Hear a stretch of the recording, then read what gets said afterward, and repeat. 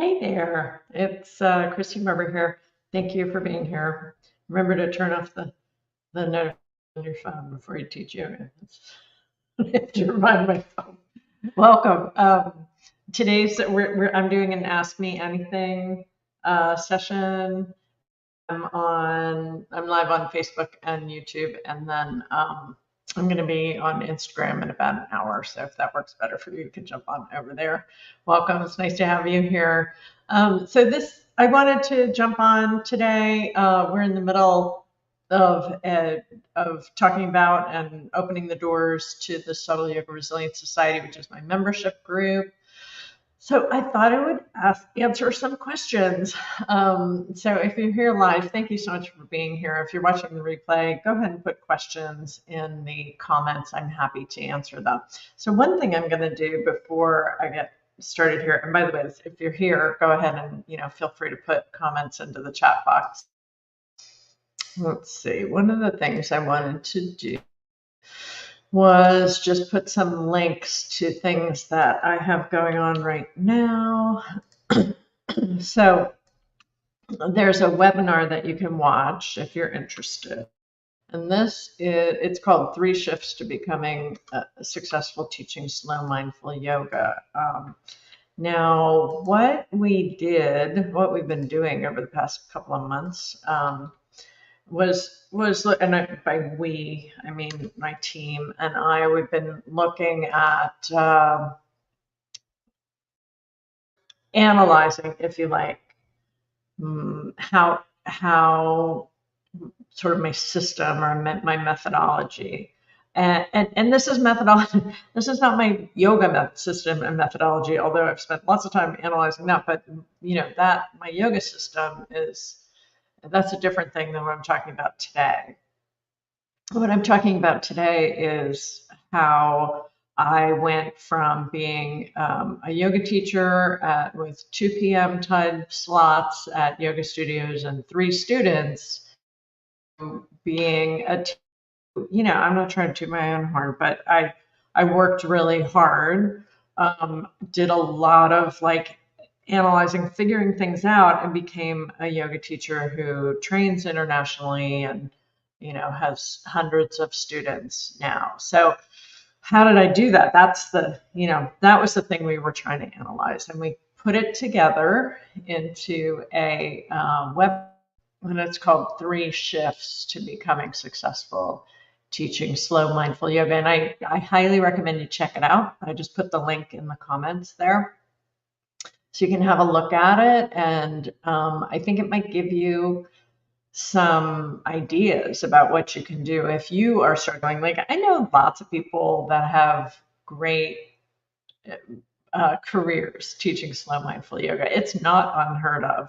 It's just it's the minority for sure. I mean, it's pretty obvious what goes on out there. All you have to do is open social media and you can see what's going on with yoga. I mean, it's very, very obvious. So if you're the kind of person who, like me, who chose to go a different route, took that road less traveled, I had to put some things in place. I'll tell you a story, which was I think it was in some Facebook group, and this must have been at least 10 years ago. It was like a Facebook group it wasn't about business or anything. It was just about yoga. I remember that group really well. It was a really big group, and I can't remember the name of it. It was about research and yoga, and it probably had 100,000 people in it. It was a really big group, and there were always great conversations going on in there.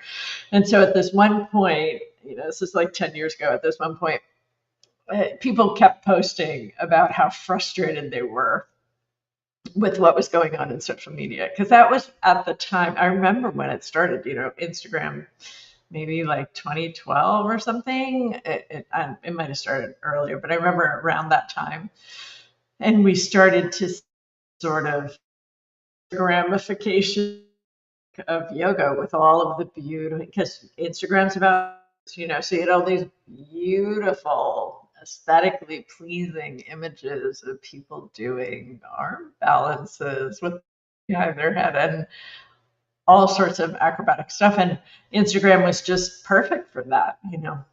And what it did was it sort of set the yoga world in this certain trajectory. I don't want to say the whole of the yoga world, but a part of the yoga.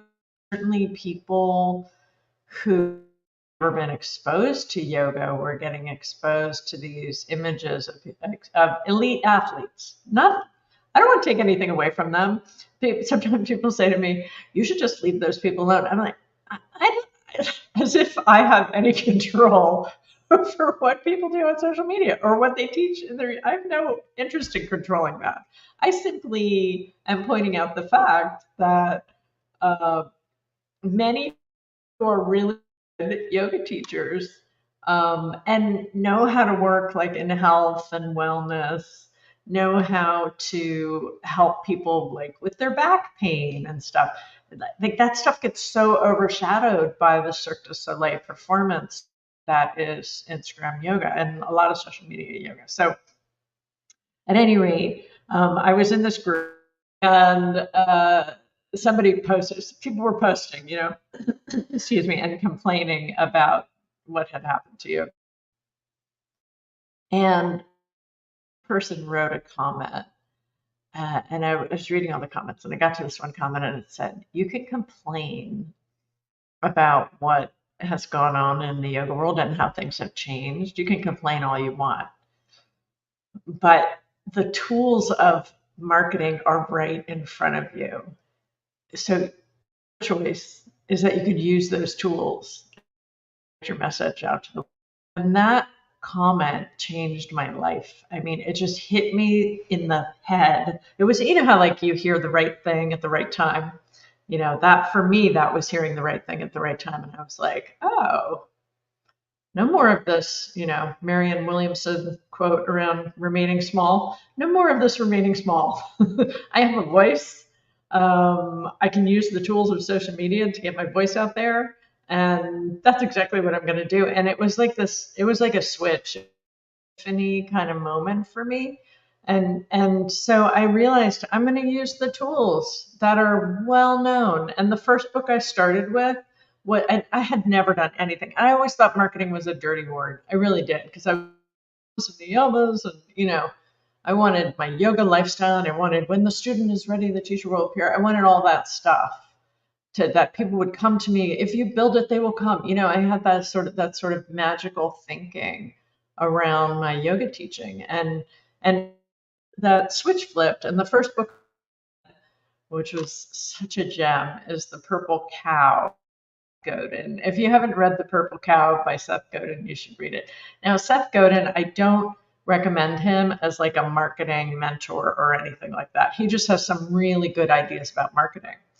And I would sort of summarize his ideas into a nutshell, which is be really, really, really good at what you do. Which also reminds me of a teacher I had when I was studying Qigong, Chinese medicine, Shiatsu, and Japanese energetics back in the day. It was back in the late 90s. And my teacher said to me, it's easy to be good at something. Like you work on your strength and you can be good at this thing. She said, but if you want to be a master, you have to be good at the things you're not good at. And so, I took all this, I'm remembering all these things. I took all this in, and I was like, okay, marketing, sorry, excuse my French. And, and I thought I better learn how to do it. And that was what changed everything. So this was like maybe 9 or 10 years ago. And then I just started teaching myself about and taking courses in and hiring people to help me learn how to promote. And it changed everything. And it was so validating, because here I am in beautiful Asheville, North Carolina, where you can't throw a hot yoga teacher without hitting a vinyasa teacher. There's just so much yoga everywhere here. It's the yoga capital of the Southeast for sure.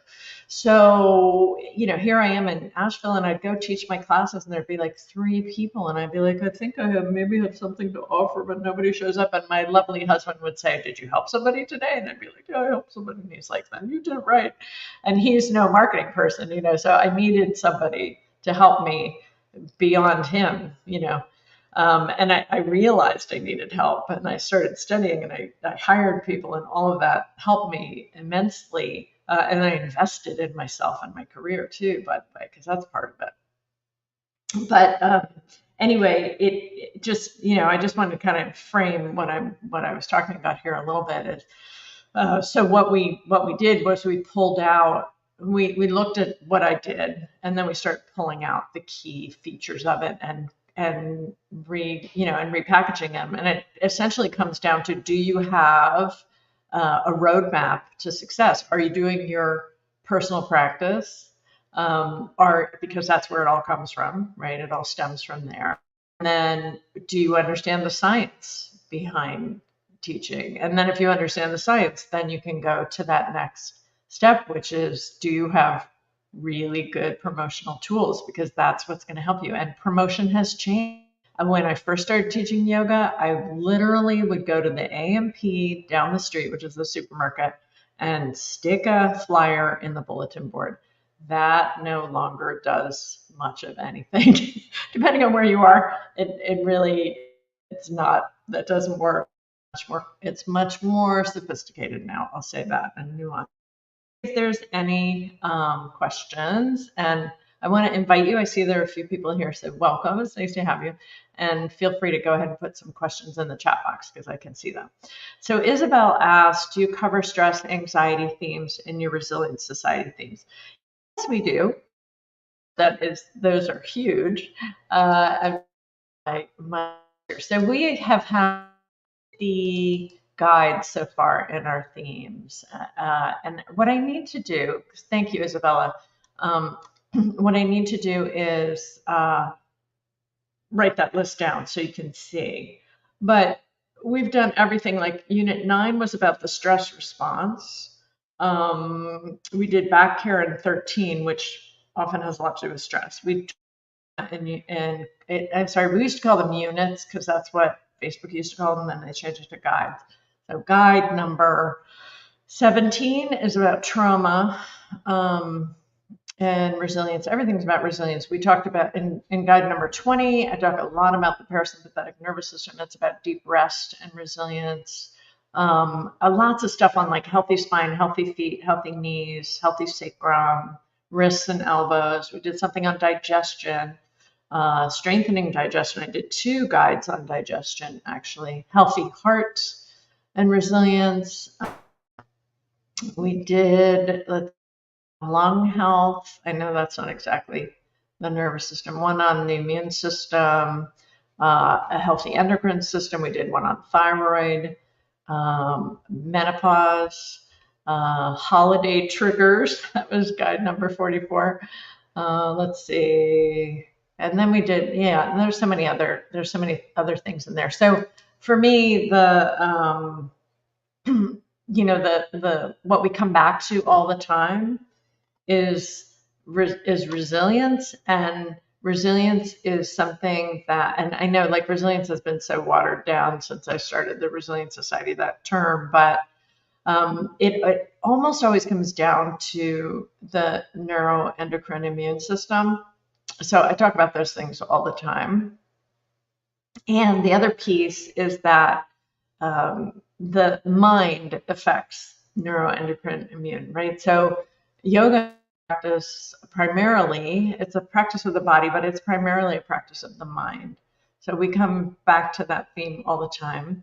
And then there's typically, I bring in aspects of yoga philosophy and yoga spirituality frequently as well, because that's also going to affect the nervous system. There's a large body of research actually from people like Harold Koenig at Duke University about the benefits of spirituality on health. And he kind of framed it in many ways, he frames it as religion, because that's easier to study in some ways, is the way he thinks about it. There's other people like Lisa Miller at Columbia University who really tries to differentiate for religion and really just study spirituality and its effects on health. So there's some really interesting research out there, some really good research.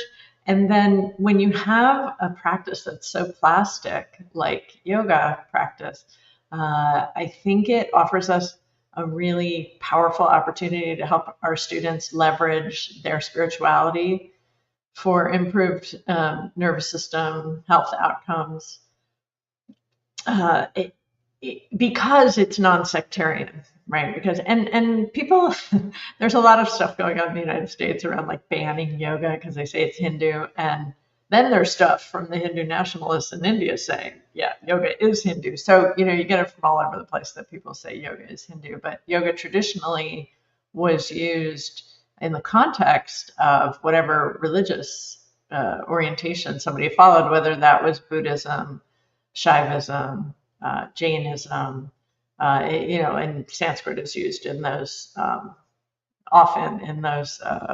Not Pali is usually used in Buddhism, but Sanskrit will be used in the context of these great religions too. But yoga is meant to be is meant to accommodate any spiritual orientation. At least that's how I was taught. That's how I understand it, and I was taught by people who are Indian and also people who have studied with, so like my Bengali tantric teacher, also people who've studied a lot with Indians, like Gary Krefts is one of my main teachers. So thank you for asking that question. I hope that's helpful. I'm not seeing any other questions, but if you're here and you want to ask some, feel free. I'm just going to jump over and see if there's anything in Facebook, because there were questions that came in. Okay. I'm just looking here. No, I don't see anything. Okay, so feel free though. Use the chat box if you want to ask some questions. So one of the questions I had is, when do we meet? So the meetings are at 9:30 Eastern time on Wednesday mornings. And so the way that it works is we do a class, a mini workshop on the first Wednesday, and that is 90 minutes. So it goes from 9:30 to 11. I usually get on at 9:15, almost always. When I'm live streaming, I get on 15 minutes early for the group. And that's because sometimes there's problems, like somebody's Wi-Fi isn't working well. There's some kind of glitch with Facebook and they can't find the video, and so people will like refresh their pages or go grab a different device to get it. Sometimes it'll work on their phone but it doesn't work on their tablet or whatever. That's not common, but it does happen sometimes. So I've gotten into the habit of getting on live at 9:15, and I just talk about whatever's going on with the group, or stuff that's going on in my life, or things, projects I'm working on, stuff like that. And then we usually start right at the bottom of the hour sharp. So the first Wednesday is an hour and a half, and some people don't, feel like they have time for that. So they'll maybe watch the replay. It's 30 minutes of workshop and then an hour of practice. So that's where I introduce the topic. Like right now we're working on core health and resilience. So that first practice was largely focused on interoceptive awareness of the core, the musculature and the aspects, so your back and your front and your pelvic floor, all of that. And then the second week, we will do some asanas also with a pranayama practice.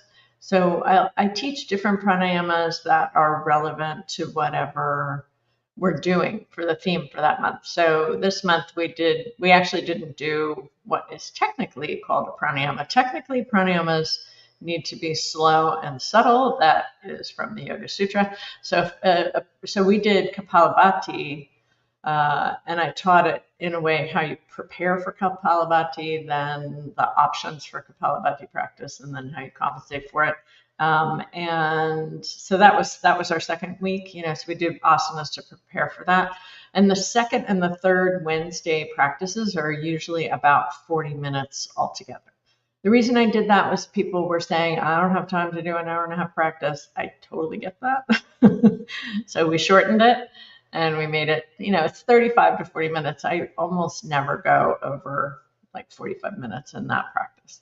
Then the third Wednesday, we do asanas plus meditation. So I teach yogic meditation. So I teach meditation techniques that come from the yoga tradition. And largely it is mantra-based meditation. We do occasionally I'll do something in English, but largely it's Sanskrit. I also teach nyasa. Nyasa is a way that you place the sacred in the body it's a hasta nyasa, so using the fingers. And there's different ways to play with that, but that's part of what I do in the meditation classes. So it's asanas, and then we use the asanas to get meditation. And then the last last Wednesday of the month, we do a 1 hour asana practice focused on the theme. So, and it'll be different than the first. So like the first and the second are kind of sandwiching the first and the last kind of sandwich the other two practices. So that's sort of what, those are the practice sessions. And then we have very lively Q&A satsang groups every month. So we do that once a month where folks come and ask questions and talk to each other and give feedback. And it's a very rich conversation because we have so many experts in the group. We have people who are scientists and physicians and PTs and OTs and nurses and lots and lots of yoga therapists and yoga teachers. And then there's people who just like want to hang out and do yoga, and they're in the group too. So it's very, very inclusive. Everybody is welcome, but we do have a lot of experts in the group who offer their opinion, which is really nice.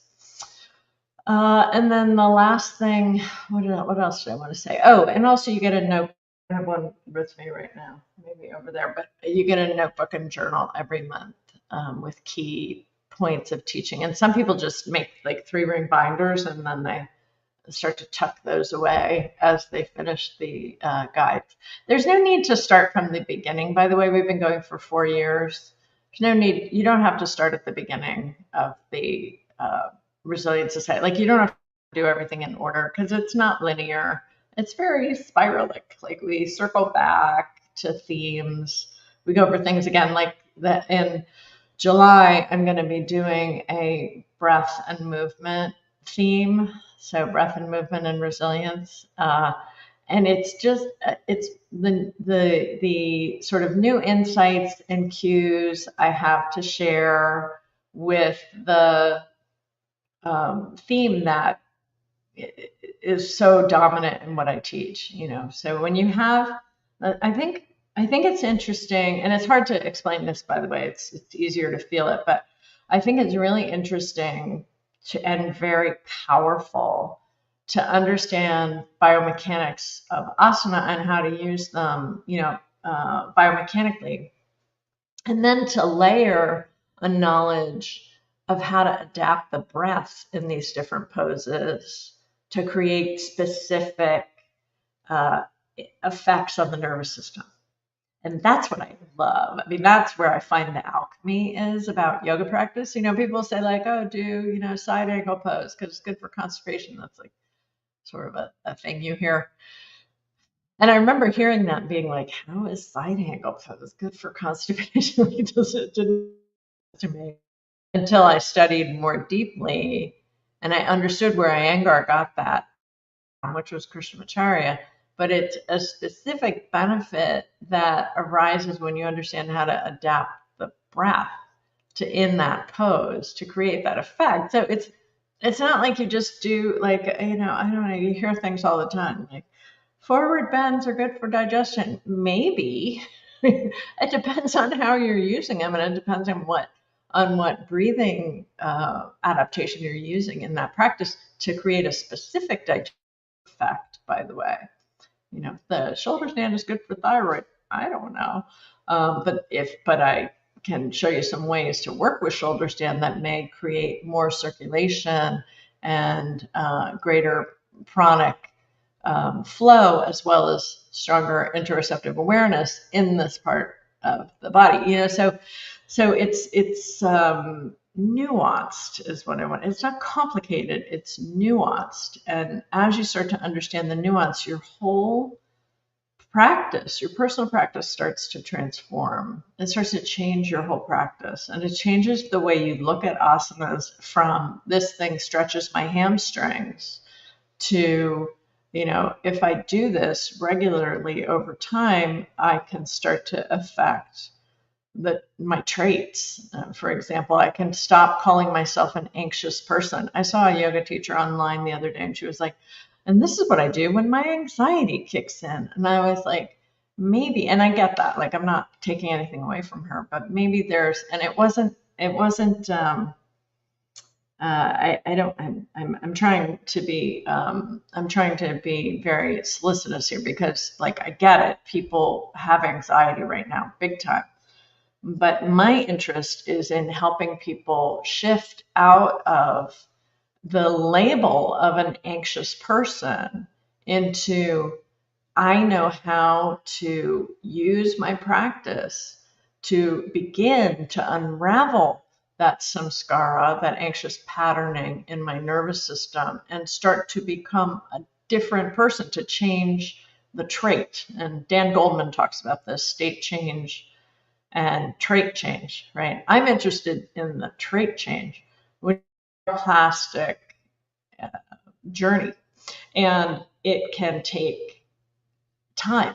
It's not like yoga is a pill, and you take the pill and you don't feel anxious today because you took the pill. It's yoga as a lifestyle that can take us out of these labels that are largely biopsychosocial, right? They come from the culture. It's an anxious producing culture, that's for sure, especially in America, right? We can start moving away from those labels towards greater health, towards trait change, towards self-actualization, and towards self-realization. So we change who we are over time. That is the purpose of these practices. And when you understand how to use them with that kind of nuance, it's possible. It's possible. You don't have to be that anxious vata forever, Okay, another question. Do you include sequencing tips for nervous system regulation and personal practice in the monthly workshops? I don't think they're explicitly in each workshop, but my sequencing is very, very intentional. And I work with the concepts of Brahmana and Langana, and you'll hear me talk about that stuff constantly. I'm always talking about it because it's key. Those are key models. So I used the Brahmana Langana Samana model, Tamana model. I use the Vayu model, so the Pancha Vayu, so that, working with, how do you work with Apana? How do you work with Prana Vayu? How do you work with Samana Vayu? And what are the physiological implications of that? I also use a chakra model, not based on New Age chakra stuff, based on the tradition. So there are several chakra models within the tradition. And I would say mine is largely based on what you see in the Sat Chakra, Nirupama, Mahanirvana Tantra, and then even back to the Kabijika Mata. So it's Bengali. The Bengali chakras, I think, are probably the most fleshed out of the different systems. So anyway, that's what I work with in terms of the chakra model, and then of course I use the most basic model, which is the autonomic nervous system. That's a really important model, and how it maps to the subtle body. So from a yoga perspective, from a tantric, I would have to qualify that with a tantric yoga perspective, and I'm not talking about the extracurricular hot tub activities here. I'm talking about the tantric tradition from India. From that perspective, the subtle body, which is called the Shukshma Sharira, right? The subtle body in the Vedic. Well, it's Vedic actually, but that precedes the stula, the physical body, right? So the Shukshma precedes the stula. What that means is that the organization of the subtle body is sort of the biofield energetic scaffolding that then the physical body is based on. So all of that to say that when you get into the central nervous system and the autonomic nervous system, there is a resonance or a vibration that precedes it, that precedes the physicality, the vibration, the spanda, the vibration. So vibrational medicine is certainly the future of medicine. It's certainly, there's some presence of it too. And so working with mantra, working with interoceptive mapping, where you're kind of tuning into the subtle body system, can be very, very, very powerful in creating nervous system, not just being like, oh, well, okay, that's one thing I wanted to say. And then the second thing I want to say is that why doesn't restorative yoga appeal to everyone? Right? So people will, and you see it all over the place, like people say, oh, you need to do restorative yoga if you're anxious. Maybe that doesn't take into account the Brahmana Langana model. So if somebody is feeling really anxious, often what they need is stronger practices at the beginning. So go back to your idea about sequencing as well. So, your question about sequencing is sometimes somebody will need stronger practices in the beginning of yoga practice. And then we have to very logically and systematically start to take the nervous system into the direction it wants to go, which, by the way, is not simply parasympathetic. Most people are in some mode of parasympathetic homeostasis, maybe not perfect balance, but most people are in that all the time. The problem, and this is Stephen Porges's work, the problem is not you're in fight or flight all the time, so you're anxious. The problem is that you don't have good vagal tone or vagal control. So you're not able to put the brakes on it is called a vagal brake. You're not able to put the brakes on the nervous system. So people end up having the vagal brake off, their foot off the vagal brake, if you like that metaphor. And that's what makes them feel hyper aroused. It's the parasympathetic dysfunction. So just lying around on bolsters, which by the way, I love, but it may not be enough for some people. I learned that lesson when I was first did my teacher training. It was before I really understood much about the nervous system, but I was running teacher trainings way back in the 2000s, and one of my students came to me and said, you teach us slow mindful stuff. I know you really know what you're doing, but this does not work for me. I need to sweat. And I was like, I don't know what to tell you.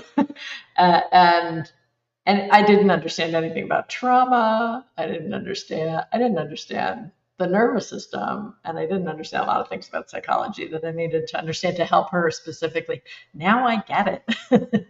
And now when somebody comes to me really dysregulated, the last thing I would ever say is put your legs up the wall or lie over this bolster. I give them very specific breath adaptations. So that is what comes through in my teachings in the Resilient Society is we work in specific ways with the nervous system to create specific effects. And we'll be doing that a little bit. Actually, we'll be doing that a little bit in this next month. Okay, so I don't see any other questions, but thank you so much for asking. So if anybody has, before I go, you're welcome to ask right now. I'm just looking to see if there's anybody else any questions. I'll just check here. You have other things, or any. You want me to talk about my cats? I'm happy to. Let's see. There's questions here. Nope. I think I got to most of them. But those were really good. Thank you for asking that. I appreciate it as well. And thanks everybody for being here. And if you're watching the replay, fantastic. Thank you. So I hope that you are thinking about joining us at some point. We're open. The doors are open until tomorrow at midnight. So and no one's turned away for lack of funds. So if you need help with a scholarship, just let us know. And yeah, I look forward to working with you. Thank you so much for being here, and have a great weekend. Take care.